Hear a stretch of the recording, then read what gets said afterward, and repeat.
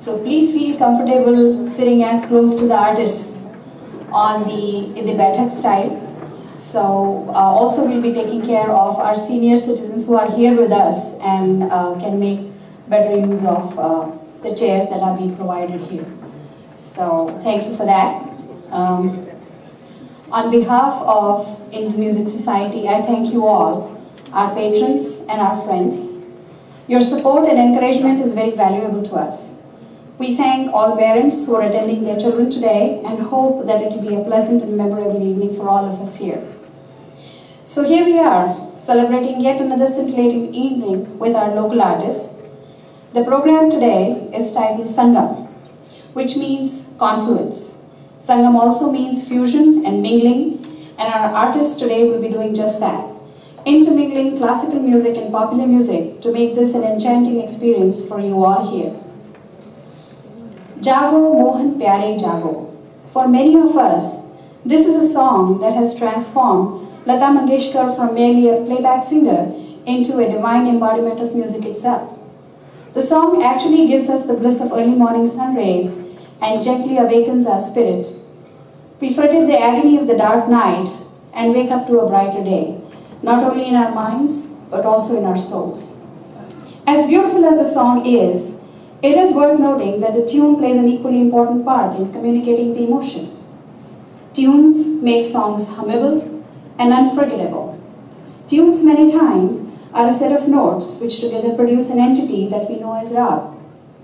Hence, Jago Mohan Pyare is a song and also an unmistakable composition to the celestial notes of Rag Bhairav.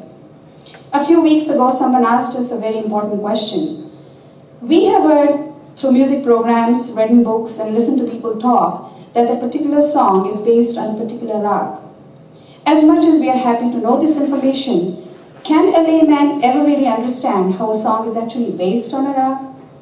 We trust books and people for this information, but it would be great to actually know what relation the rag has with the particular song. How does the song actually project the rag itself?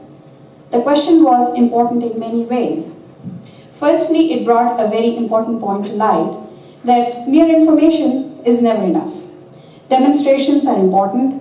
We also need to make the audience understand a little bit about Indian classical music, or as we all know it, Bharatiya Shastriya Sangeet. Secondly, until an audience can relate to music, it may appear unfathomable and incomprehensible. It also made us appreciate the inquisitive nature of human mind and tempted us into making an effort to explain music by modeling it. Today, to satisfy all other queries, we encourage you, the audience, to keenly listen to our musical presentations and participate in this journey by asking questions towards the end of the program. We look forward to your questions, and our artists will do their best to answer them. So friends, welcome to the program Sangam. Music as an art form has evolved in India since a time unknown. In the gardens of Vrindavan, Lord Krishna mesmerized everyone with his flute. Goddess Saraswati is seldom seen cast without a veena. Legends of Mia Tansen causing rain and fire with his singing are very well known. It is very important to state that music is our heritage, our pride, and our wealth. The importance of music is highlighted further when we realize that in India, scholars, philosophers, and musicians together have helped to evolve our music not merely as an art form, but as a language in itself. This language can convey emotions and at the same time has a strong scientific basis. The notes are its words and rag its grammar. The person who formalized the concept of rag must truly be credited as a genius, philosopher, and a great thinker. So, it brings us to our first question. What is a rag? Rag is a combination of notes with specific pattern, or more precisely, chalan, which projects a certain emotion and can hold the attention of the audience for a prolonged period of time. Having said that, a mere combination of notes does not formulate a rag. For example, mere utterance of "I hate you" may convey a variety of emotions. If said by a wife to a husband who just brought her a beautiful gift, it could be a sign of deep love and satisfaction. If said by a weeping child to his mother who has asked the kid to go to his room, it could just mean the kid is unhappy about the decision.